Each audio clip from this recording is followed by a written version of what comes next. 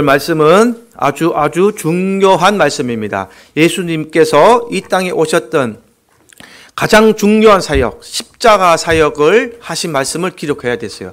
그래서 예수님을 알려면 이 십자가 사역을 빼놓을 수가 없어요. 예수님이 이루어신 이 땅에 오셨던 가장 큰 이유가 바로 십자가 사역입니다. 병 고치러 오신 것도 아니고 눈동자 봉사했던 게 아니고 이 십자가 사역을 완성하러 오신 거예요. 다른 말로 하면 구원의 방법을 완성하러 오셨다. 새 언약이라고 표현할 수도 있습니다. 그래서 오늘 누가복음 23장에는요. 예수님께서 재판을 받는 과정과 십자가 사역에 대해서 말씀을 하고 있다.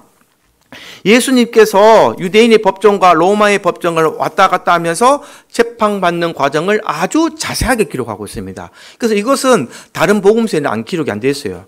오늘 내가 그것을 천천히 풀어드릴 테니까 한번 그 과정을 잘 보시기 바랍니다. 예수님께서는요, 이 재판 과정을 한번 보면 유대 정치인들의 계획과 가룟 유다의 잘못된 판단으로 비밀리에 신속하게 유대인의 재판정에 처음 서게 되는 모습이 있죠. 그래서 예수님께서는 겟세마네 동산에서 기도하실 때에 밤중에 이 대제사장 사람들이 보낸 이 유대인 군사들에게 잡혀서 밤새도록 재판을 받으시고 사형을 언도받게 됩니다. 그래서 22장에 베드로가 예수님을 멀찍이 따라왔다가 예수님을 모른다고 부인하고 거짓말하다 예수님과 눈이 마주치고 그리고 닭이 3번 울 때에 회개를 했죠. 그래서 이 얘기를 22장에 다 나누었고 오늘 본문 23장 1절에서 보시면요. 이 총독 빌라도를 찾아가서 재판을 요구하는 장면이 나옵니다. 이 법정은 로마의 법정이에요. 로마의 법정. 그래서 로마에서 파송된 이 본디오 빌라도가 유대 지역을 다스리고 있었습니다. 그래서 본디오 빌라도 우리가 사도신경할 때 본디오 빌라도에게 고난을 받으사 나오죠. 이 본디오 빌라도가 유대 지역을 다스렸던 로마에서 파송된 총독의 이름입니다. 그래서 이 왕이라는 말을 쓰지 않고 총독이라는 말을 쓰는 거예요. 왕은 하나죠. 로마의 왕이 황제가 왕이 되는 거예요. 그래서 이 예루살렘에서 총독이었던 이 빌라도가 무엇을 가지고 있는가? 이 사형 집행권을 가지고 있단 말이에요. 총독만이 사형을 하고 옛날에 우리나라에도 왕이 사형을 내리고 살리고 하는 그 권한이 있었잖아요. 지금은 우리나라 대통령에게는 뭐가 있습니까? 사면권이 있잖아요. 대통령 이름으로 범죄 지은 사람은 사형수만 아니면은 대통령이 사면시킨다니까요. 대통령의 이 권한이 아주 대단합니다. 왕의 권한이 아주 대단한 거예요.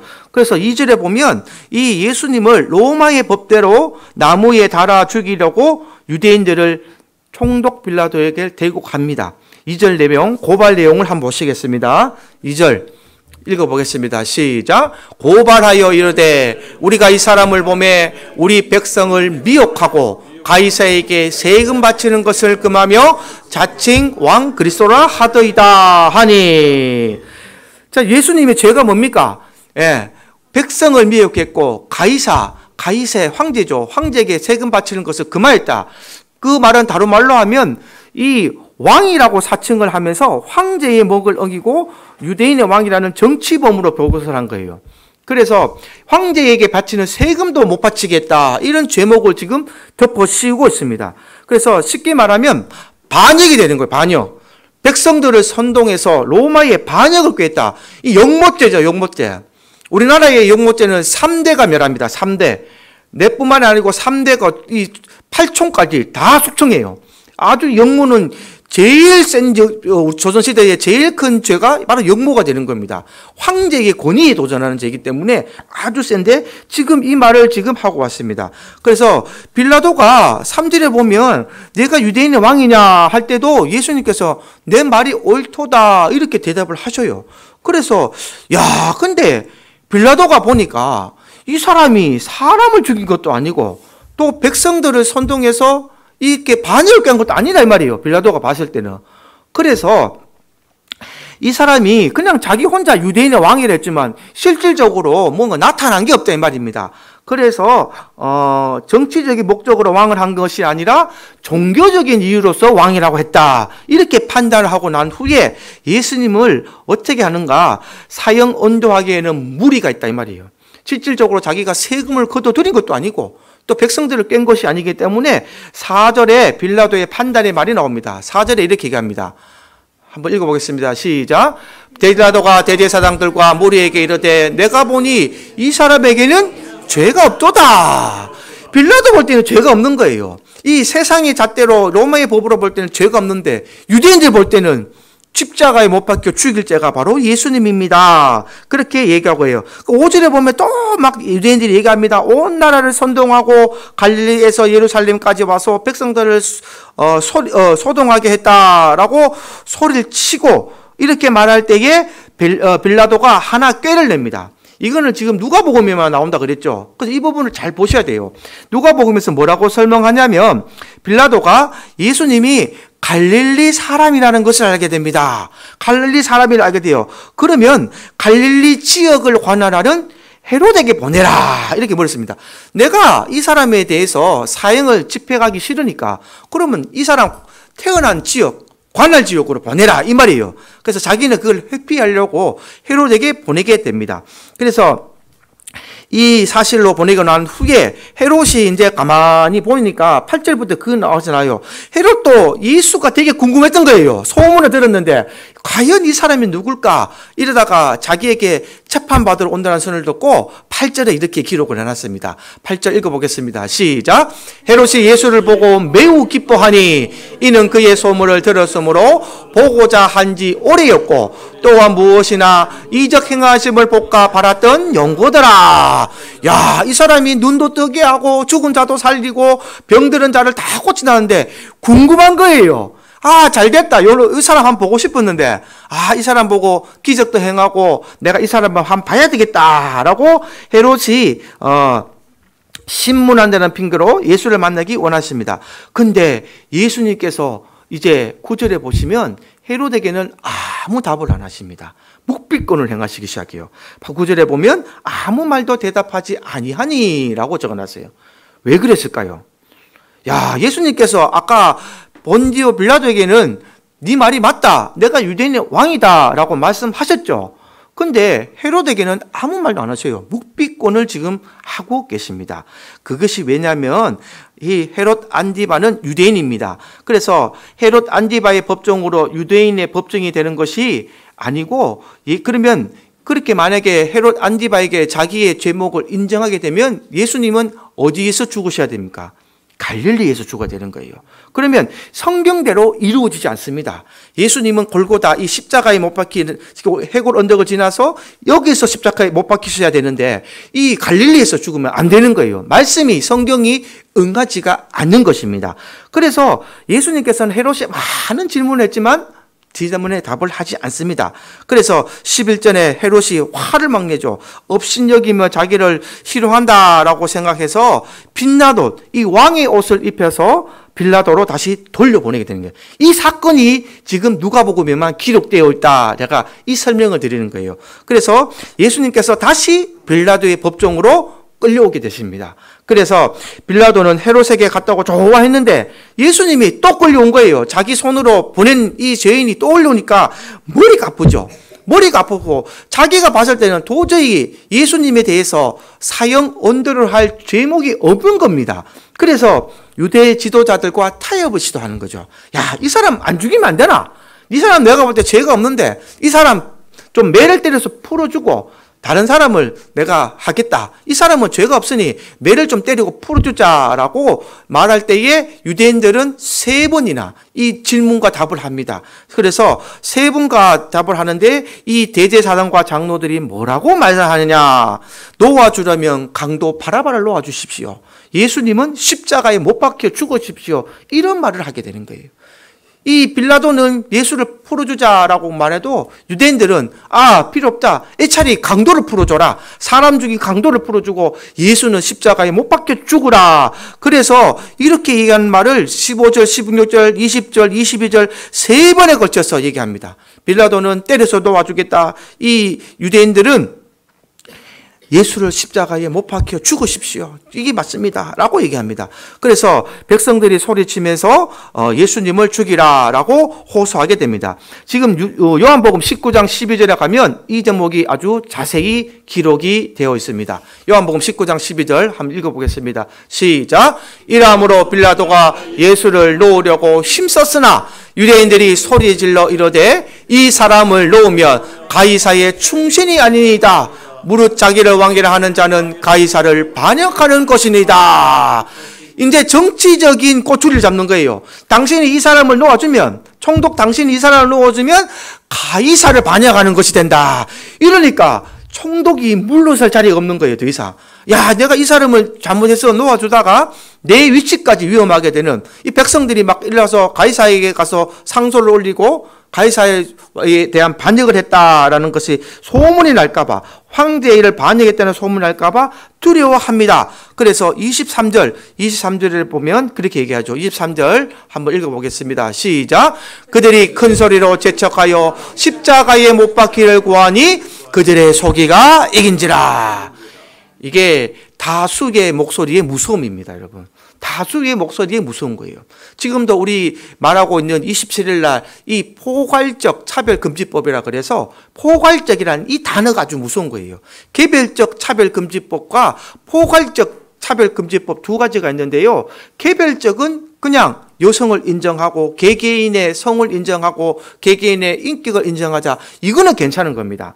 그러나 포괄적이라는 이 단어가 아주 무서운 거예요. 포괄적은 많은 부분을 포함해서 이런 경우도 있고 저런 경우가 있어도 차별하면 안 된다라는 법입니다.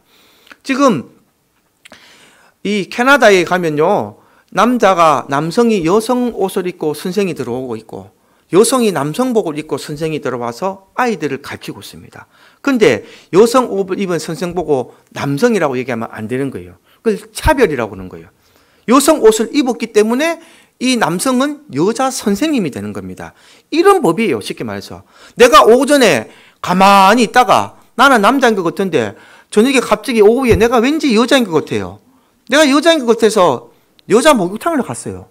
그러면은 여자들이 어떻게 하겠습니까? 가만히 있겠어요? 와, 막 난리가 나겠죠. 수치스럽고, 왜 남자가 들어와서 여자가 목욕탕에 목욕하냐? 근데 남자가 뭐라 그러냐? 나는 여자입니다. 나는 여자라고 생각해서 여탕을 들어왔다고 말하면은 누가 잘못됐어요? 들어온 사람이 잘못입니까? 남자에게 들어왔다고 혼내는 사람이 잘못됐습니까? 혼낸 사람이 잘못됐습니까? 근데 그 혼내는 사람을 고소할 수가 있어요. 뭐로? 포괄적 차별금지법으로. 그러면은 이 여자가, 고발한 여자가 고소를 당하게 되는 것이 바로 포괄적 차별금지법이에요. 그래서 이것이 우리나라의 정책이 되면요, 지금 미국과 캐나다와 유럽은 난리가 났어요. 핀란드는 지금 하도 사람들이 많이 얘기를 해서, 핀란드에서는 뭘 법으로 정했느냐? 1년에 한 번만 할 수 있다. 이해가 되세요? 하도 시와 때를 가리지 않고 나는 남성이다 여성이다 많이 일이라니까 이 법으로 다시 제정은 안 돼요. 1년에 한 번만 성정체성에 대해서 얘기할 수 있다. 그리고 영국에는요, 지금 남성에서 여성으로, 여성에서 남성으로 성전환 수술하려고 하고 청원하는 사람이 44배나 늘어났답니다. 어마어마하게 늘어났어요. 어마어마하게. 이것이 바로 지금 우리가 걱정하는 겁니다. 그래서 이 다수의 목소리가 다 좋은 건 아니다 이 말이죠. 정치인들이나 이 사람들이 다 이 법을 밀고 나도 우리 한국 교회가 이번에 힘을 내가지고 우리 살아있다는 하나님의 법을 선포하고 나가서 세상 법보다도 하나님 법이 더 우선이고 하나님이 최고시니까 그 법을 밀어붙일 때에 하나님이 이기게 하는 역사가 일 줄 믿습니다. 한국은 제가 볼 때에 이 이방인들 나라 중에 최후의 보류예요. 한국이 무너지면 기독교가 무너지게 된 거예요, 이 땅에서. 그러나 지금도 한국에는 수많은 곳에서 어두운 데서 목사하시는 목사님들과 우리 전도사님들과 우리 권사님들과 우리 집사님들의 기도가 있는 줄 믿습니다. 수많은 한국 교인들의 기도가 있기 때문에 아직은 한국은 건재합니다. 그래서 이 법이 통과되지 않도록 함께 기도하시기 바랍니다. 그래서 24절에 빌라도가 구하는 대로 하기를 언도합니다. 사형을 언도하기 시작하죠. 24절 한번 보세요. 읽어보겠습니다. 시작. 이에 빌라도가 그들이 구하는 대로 하기를 언도하고. 정말 무책임한 결정을 하게 되죠. 자기의 소신대로 한 것이 아니라 사람들의 소리를 듣고 사람들의 음성을 듣고 죄가 없는 예수님에게 십자가에 못 박히는 사형 언도를 내리게 된다. 그래서 언도라는 말이 판결했다 이 말입니다. 재판했다. 그래서 이때부터 예수님은 죄 없이 사형수가 되는 것입니다. 예수님께서 죄가 없으신데 법적으로 죽게 된 거예요. 그런데 예수님께서 상소하지도 않고 법적인 대응을 하지 않습니다. 예수님께서 사형 언도를 받으시고 이것을 그대로 받아들이시는 거예요. 왜냐? 이 사역이 바로 예수님께서 이 땅에 오신 이유이기 때문입니다. 이사야서 53장 6절, 7절에 예언된 말씀인데 우리 다 같이 한번 합독해서 읽어보겠습니다. 시작. 우리는 다 양 같아서 그릇 행하여 각기 제 길로 갔거늘 여호와께서는 우리의 모든 죄악을 그에게 담당시키셨도다. 우리의 모든 죄악을 누구에게요? 예수 그리스도 한 분에게만. 왜냐? 바른 말로 하면 예수 그리스도 말고는 이 죄악을 담당할 분이 없는 거예요. 예수님만이 이것을 담당할 수 있는 사명이 있다는 겁니다. 그래서 57절 읽어보겠습니다. 시작. 그가 곤욕을 당하여 괴로울 때에도 그의 입을 열지 아니하였으며 마치 도수장으로 끌려가는 어린 양과 털 깎는 자 앞에서 잠잠한 양같이 그의 입을 열지 아니하였도다. 아멘. 여러분, 예수님께서 얼마나 고통을 당하는가. 이 십자가의 길이라는 것은요, 비아 돌로로사라는 이 히브리어인데요, 헬라어인데요, 이 길이 우리나라 말로 직역을 하면 슬픔의 길 또는 고난의 길입니다. 그냥 좋은 길, 영광의 길이 아니라 슬픔의 길, 고난의 길을 걸어가시면서 십자가에 못 박혀서 돌아가실 때에 가기 전까지도 그 길이가 지금 현재로 가보니까 800m라 그래요. 800m. 그러면 800m가 어느 정도 되냐면요, 여기서 가창 초등학교 앞에 버스 타는 데까지가 1km 조금 넘어요. 그러니까 3분의 2지점까지 가는 거리라고 생각하면 돼요. 여기서 가창 초등학교까지가 한 1.3km 정도가 되거든요. 1.3km, 2km가 되는데 여기서 쭉 가가지고 저 언덕 지나가지고 쭉 내려가가지고 그 밭 있는 데까지, 그까지 가시면 십자가를 지고 가는 예수님의 길이 되는 겁니다. 그 길을 가는 동안 그냥 가는 것이 아니라 뒤에서 따라오는 로마 병정들이요, 이 채찍으로 때리는데 그냥 채찍이 아니라 동물 뼈가 끝에 다 박힌 거예요. 독수리 발톱이라든지 멧돼지의 이 뿔 같은 게 팍 박힌 걸로 채찍 한번 팍 때렸다가 어떻게 돼요? 채찍을 때리는 것이 아니라 때렸다가 팍 뜯어내는 거예요. 뜯어내면 살점이 막 뜯어나갑니다. 살점이. 그래서 가시는 동안 피를 계속 흘리고 가시는 거예요. 얼마나 그 고통의 길, 고난의 길을 피를 흘리면서 가는데도 입을 열지 않으시고 묵묵히 그 길을 걸어가셨던 그것이 바로 예수님의 길입니다. 그래서 요한복음 19장 1절에 보면요, 이에 빌라도가 예수를 데려다가 채찍질하더라. 그리고 이사야서 53장 5절에 보면 그가 채찍에 맞음으로 우리가 나음을 입었도다, 이 말씀을 기록해 놨습니다. 그래서 채찍을 맞을 수밖에 없는, 그래서 물과 피를 다 쏟으셔야 되는 그 사역을 예수님께서 하시는 겁니다. 그래서 예수님이 이미 많은 피를 흘렸기 때문에 혼자는 십자가를 지고 갈 수 있는 힘이 없는 거예요. 800m를 나무 십자가를 메고 가야 되는데 올바른 사람도 가기가 힘든 그 길을 맞으면서 피를 흘리고 가시니까 도저히 못 가니까 26절에 보면요, 구레네 시몬이라는 사람이 나와서 십자가를 대신 지고 골고다 언덕까지 올라가는 그 장면이 기록이 되어 있습니다. 그래서 이 예수님께서는 이렇게 치명적인 상태로 십자가에 끌려가셨다라는 것을 기록하기 바랍니다. 누가는 예수님과 함께 십자가형을 받게 되는 두 광들을 통해서 예수님께서 죄인들을 구원하시는 이 메시아라는 것을 보여주십니다. 오늘 본문의 말씀이 되는 거죠. 이 이야기도 다른 복음서에는 기록되어 있지 않습니다. 누가복음에만 되어 있습니다. 마태나 마가나 요한은요, 그냥 두 강도가 좌우에 못 박혔다, 이 정도로만 기록을 하고 있어요. 그러나 이렇게 자세하게 기록되어 있는 것은 누가복음이다라는 것을 아셨으면 좋겠습니다. 39절에 우리 한번 읽어보겠습니다. 39절 시작. 달린 행악자 중 하나는 비방하여 이르는데 내가 그리스도가 아니냐, 너와 우리를 구원하라 하되. 예수를 비난하기 시작하죠. 우리의 두 모습을 보게 됩니다. 사람의 두 모습이에요. 예수님이 앞에 오셨는데 우리를 위하여 피 흘려 십자가에 못 박히기 직전에 예수님이 계시는데 우리 인간은 두 부류가 되는 겁니다. 한 부류는 뭐라 그러느냐? 네가 그리스도가 아니냐? 네가 우리를 좀 구원해봐라. 네가 예수면은 좀 해봐라. 이스라엘의 왕이 아니냐? 유대인의 왕이라면서 네가 네 목숨 하나도 못 구하고 우리를 못 구하냐? 한번 해봐라 라고 조롱하고 비난하는 것이 일반 사람들의 모습이 되죠. 그러나 40절에 다른 편에 있는 강도는 예수를 예시야로 믿고 고백하는 장면이 나옵니다. 우리 40절 합독해서 읽어보겠습니다. 시작. 하나는 그 사람을 꾸짖어 이르되 내가 동일한 정죄를 받고서도 하나님을 두려워하지 아니하느냐. 아멘. 이 구원받은 한 강도는요, 너와 내가 동일한 정죄를 받았다고 얘기합니다. 도랑이난 죄사함을 받았는데 너는 하나님을 두려워해야 된다 이 말이에요.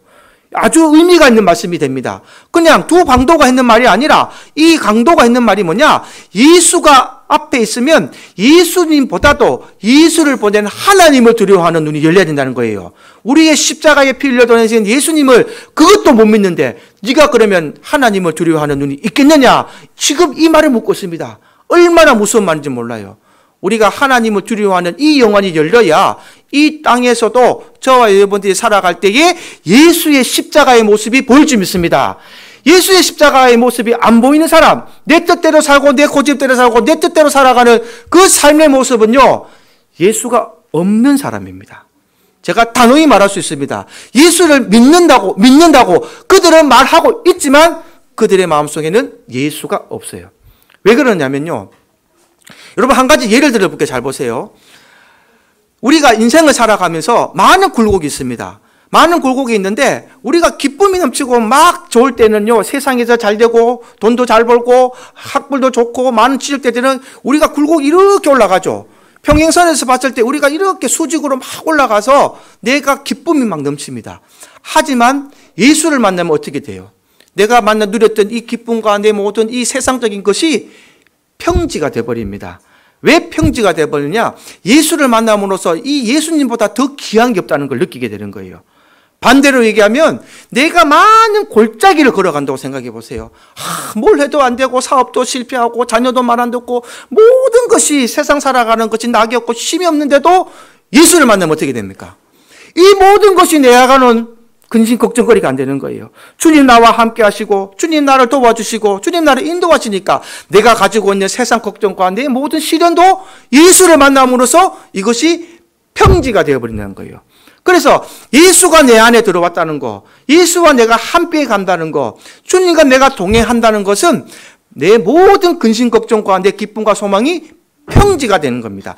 예수가 내 안에 들어오면 내가 뭐가 된다고요? 평지가 되어야 되는 거예요. 예수가 내 안에 들어오면 모든 것은 기쁨과 내가 세상에서 누렸던 모든 것과 세상에서 내가 기울였던 모든 시련과 고난도 평지가 되어야 되는 것이 바로 정상이라는 겁니다. 그런데 이 굴곡이 롤러코스터 있는 사람은 어떻게 되는가? 그는 예수가 없다는 말로 저는 정리합니다. 예수가 없는 거예요. 오늘날 많은 교회들도 막 하나님을 찬양하고 예배하고 굴고심해도 그 안에 성도들이 기복심하고 막 분란이 일어나고 어지럽다는 것은 뭐냐? 그런 데는 예수가 없는 겁니다. 저는 이 말씀을 보면서 그걸 깨닫게 되는 거예요. 예수가 있는 교회가 분란이 있을 수 있습니까? 예수가 있는 교회가 시끄럽게 할 수 있습니까? 그거는 세상적인 방법입니다. 예수님이 통치하시는 교회, 예수님이 이루시는 교회, 예수님이 정말로 통치하시는 교회는요, 예수로 하나 되는 교회입니다. 예수로 하나 되는 교회가 말로 주님이 드러나고 주님의 영광을 나타내는 교회가 바로 되는 것입니다. 그래서 오늘날 저와 여러분들이 작은 예수라고 그러고 작은 교회가 되어야 되는 거예요. 이 건물이 교회가 아니라 저와 여러분들의 삶이, 저와 여러분들의 모습이 바로 예수의 흔적이 나타나야 되고 예수의 모습이 나타나야 되는 것을 가르쳐주고 있습니다. 그래서 이 죄인이 예수를 고백할 때에 자기가 죄인이라는 것을 인정하고 하나님을 두려워함으로 하나님을 믿는 사람이라고 고백할 때에 예수님께서 41절에 예수님을 구원자로 고백하게 됩니다. 우리 41절 한 번 더 읽어보겠습니다. 시작. 우리는 우리가 행한 일에 상당을 보응을 받는 것이니 이에 당연하거니와 이 사람의 행한 것은 옳지 않은 것이 없느니라. 아멘. 이 예수를 만나고 나고 예수님과 함께 동행하면서 십자가에 못 박히신 예수님을 보니까 한 사람의 강도의 눈에는 조롱하는 사람으로 보였지만 이 예수를 믿고 회개하고 하나님을 두려워하는 이 눈이 열린 사람은 뭐라고 말하느냐? 이 사람이 행한 것이 옳지 않은 것이 없다. 구세주 우리의 구원자인 예수의 모습을 바라보게 됩니다. 그래서 예수님께서 뭐라고 말하느냐? 43절에 아주 의미 있는 말씀하시죠. 43절 합독해 보겠습니다. 시작. 예수께서 이르시되 내가 진실로 내게 이르노니 오늘 내가 나와 함께 낙원에 있으리라 하시니라. 할렐루야. 주님이 여러분들 앞에 나타나셔서 오늘 네가 나와 함께 낙원에 있으리라, 이 음성을 다 들으시기를 주님의 이름으로 축복합니다. 우리는요 마지막에 이거 돼야 돼요. 다른 거 다 잃어버려도 이거는 절대 잃어버리면 안 되는 거예요. 이 세상에서 다 잃어버리고 내가 병들어도 괜찮습니다. 내가 팔 하나 다쳐도 괜찮습니다. 불구자가 돼도 됩니다. 눈 하나 없어도 돼요. 이 세상에 있는 게 내 모습이 다가 아니기 때문에. 그러나 영생의 이 길은 반드시 쟁취하시길 바랍니다. 이거 잃어버리면 우리가 다 잃어버리는 거예요. 우리가 다 잃어버려도 이것만 붙잡으면 다 얻은 줄 믿으시기 바랍니다. 교회에서 이거를 강조해야 돼요. 정말 영생의 길을 강조해야 돼요. 이거 말고 다른 거 없어요. 교회에 나와서 뭐 복 받는다, 내 자녀들 공부 잘하게 해주세요.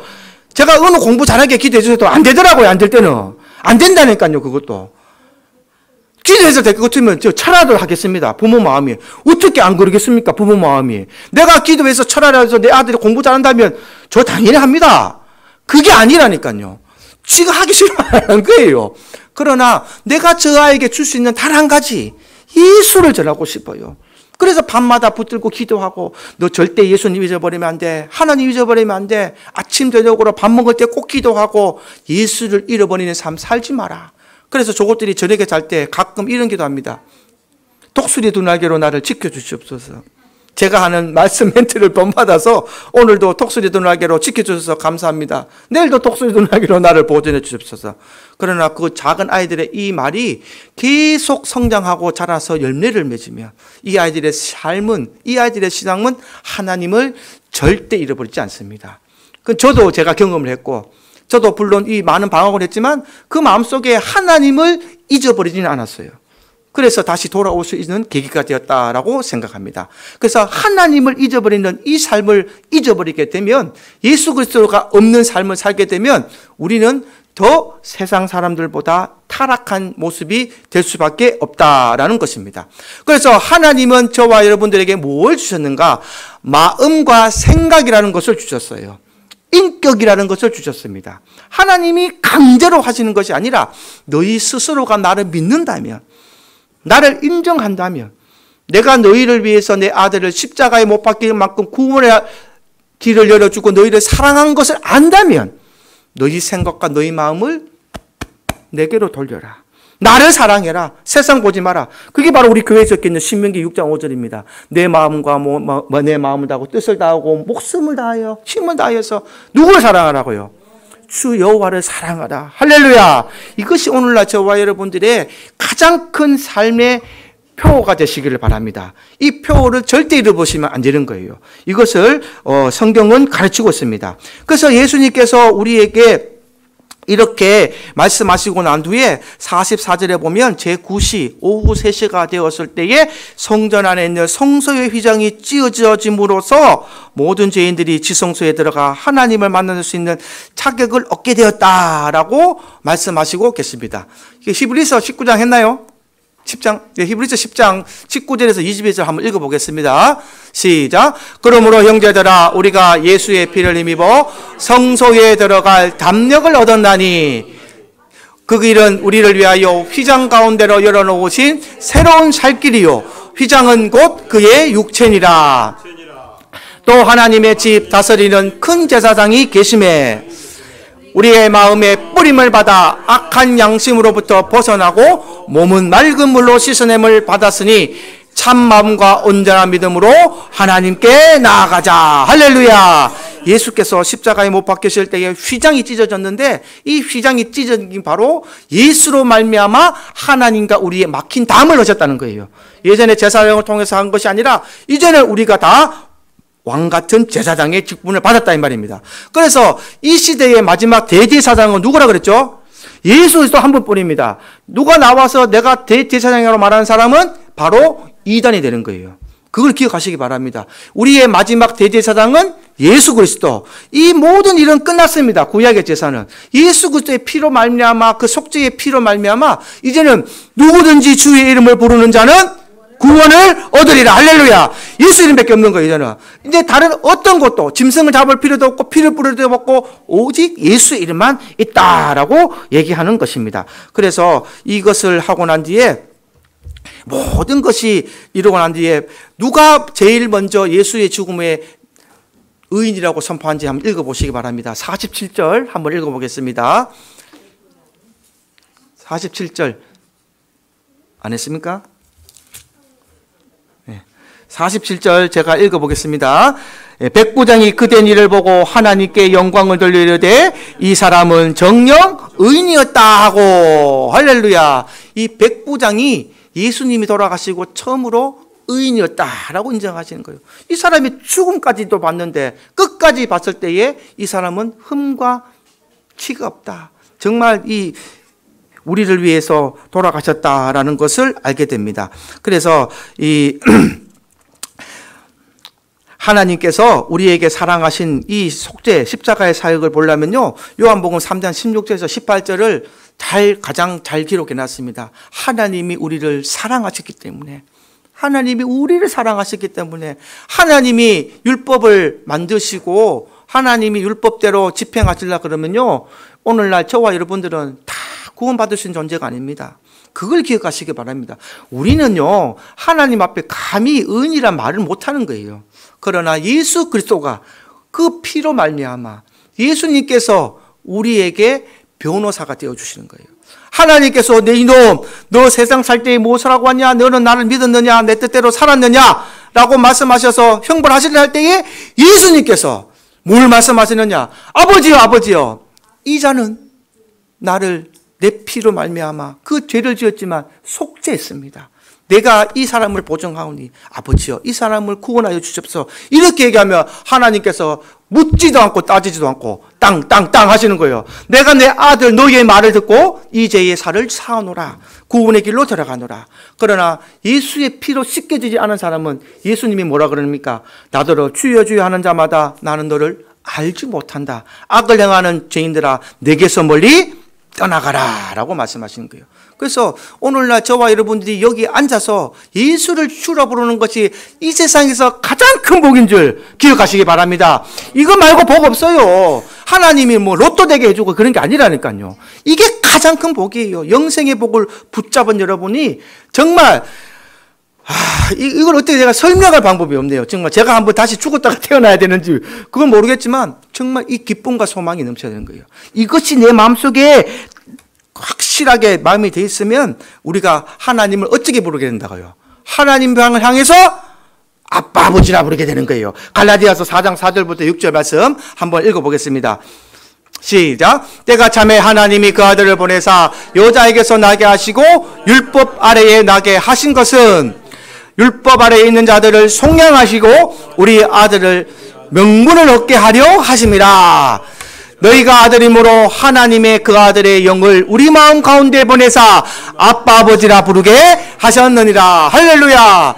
이제는 하나님께서 우리를 백성이라 생각하는 것이 아니라 하나님의 영을, 그 아들의 영을 우리 마음에 보내서 뭐라 부르신다고요? 아빠 아버지라 부르게 하신다고요. 그러면 하나님과 우리의 관계가 어떻게 됩니까? 예수 그리스도를 말미암아 부자 관계가 되는 거예요.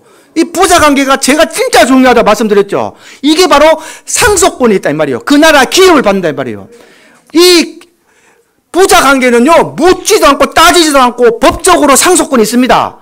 제가 갑자기 죽으면 내가 통장에 100만 원 있으면 이 돈만에 누구 돈이 되겠어요? 세금 떼고 어느 은국이 돈이 된다니까요. 누구도 건드릴 수가 없어요. 이해가 되십니까? 이 상속권을 하나님께서 주신다는 거예요. 왜냐? 아빠 아들이 됐기 때문에. 할렐루야.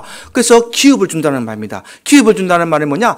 천국이 너희 것임이라. 할렐루야. 천국에 들어갈 표를 주셨다라는 것을 말씀을 하십니다. 그래서 예수 십자가를 믿을 때 사망에서 생명으로 옮겨지고 이제는 죄의 종이 아니라 어떻게 되고요? 하나님의 아들이 되었기 때문에 하나님을 아빠, 아버지라 부르게 되었다라고 말씀합니다. 그래서 바울은 아들이 되었기에 상속권이 있기 때문에 이제는 하나님의 나라에 들어갈 자격을 얻게 되었다라고 말씀하는 것입니다. 이것이 바로 오늘 저와 여러분들의 믿음이 되기를 주님의 이름으로 축복합니다. 그래서 한 발 더 나아가서 그렇다면 우리가 하나님의 백성이 되었다면 이 땅에서 어떠한 삶을 살아야 할 것인가, 이 사실을 증거하는 삶을 살아야 하는 것이에요. 믿음은요, 이 삶까지 이어졌을 때에 예수 그리스도께서 우리를 보시고 너는 나를 믿는 나의 형제요 자매다라고 말하는 거예요. 내가 너의 목자가 되겠다라고 말씀하시는 겁니다. 그래서 요한복음 15장 7절에 하나님 예수님께서 이렇게 말씀하십니다. 너희가 내 안에 거하고 내 말이 너 안에 거하면 무엇이든지 원하는 대로 구하라. 그리하면 이루리라. 열매를 많이 맺으면 내 아버지께서 영광을 받으실 거지요. 너희는 내 제자가 되리라. 예수님께서 이렇게 선포하셨습니다. 그래서 오늘도 이 말씀을 받아들이시고 예수님께서 십자가에 못 박혀 죽으신 것이 중요한 것이 아니라 그 십자가에 못 박혀진 죽음을 받아들이고 하나님의 영이, 예수 그리스도의 아들의 영이 내 안에 들어와서 이제 우리는 아빠, 아버지라 부르게 됐다는 겁니다. 아빠, 아버지라 부르게 됐다는 것에 만족하는 것이 아니라 내가 이제 하나님을 아빠, 아버지라 부른다는 것은 내가 앞으로 거룩한 삶으로 나타나야 된다라는 것을 기억하셔서 앞으로 내 삶이 더욱더 주님을 닮아가는 모습이 되시고 주님의 성품을 닮아가시를 원하시고 십자가에 못 박혀 돌아가시기 전까지 끝까지 순종하셨던 그 순종의 모습이 오늘날 저와 여러분들의 순종의 모습이 될 수 있기를 주님의 이름으로 축복합니다. 찬송가 341장 찬송 드리겠습니다.